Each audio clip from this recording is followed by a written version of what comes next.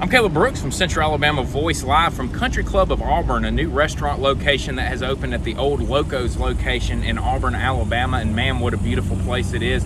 It gives you the country club feel like you would when you go out to a country club to go golfing or anything. It's got that type of food selection. It's got great menu prices, as well as a 9-hole putting course that you can come out here and play while you enjoy your food. I sat down with owner Jonathan Davis to kind of get his thoughts on where the origination of this idea for this place came from and how it's been opening a restaurant during the middle of a pandemic. We have a couple event venues and a travel agency, and then we do group travel and events. And so really wanted to bring in, obviously, a restaurant because I was able to find the building, but also wanted to bring in kind of an interactive element, something that Auburn doesn't have. We have a great fall, with football, and we've had a strong, baseball and basketball program recently.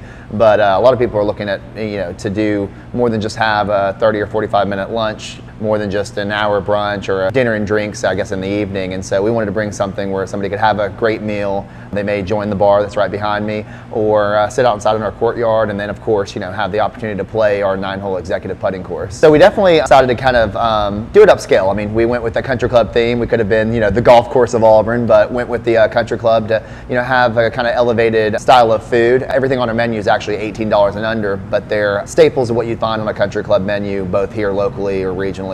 And we wanted to, kind of mirror that concept with, every little piece of it. So our bar program, our craft cocktails, sought after beers, a curated wine list, and so hitting 10s at our our food side, hitting 10s at our beverage side. We also want to do the same thing on the interactive element. So we have a beautiful courtyard outside, but also it's a 9-hole executive putting course, which is definitely a mouthful, but it probably deserves that. It's the the nicest turf you can buy and get installed. And so the main person who actually installed it used to be a professional golfer.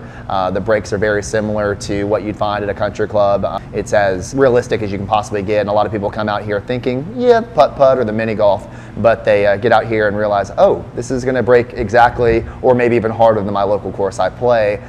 So it gives a challenge to even that everyday scratch golfer, but it also requires a few more putts for those people who have never putted before, or children alike. Opening any business, I've done it several times, and they're all difficult. Opening a restaurant is a whole nother type of difficulty, and opening during this COVID period made it just even harder, I guess. Our original goal was to open up by, I think, April 1st, which would have made us open up by the Masters weekend. Not wanting to miss that, and couldn't wait until, we get basically another year in and we could celebrate, 2 years, and we'd celebrate at Masters weekend would have been great, which it actually turns out that we did open up before the Masters, as they delayed it, to later in the fall. So we kind of made that happen, but it was a difficult process of seeing what other restaurants were doing, what the government would kind of decide and think was the best options. Dine-in service being closed was definitely trying on a lot of these restaurants where they had to pivot to takeaway food. With the quality of our food, I know we could match those or beat that, but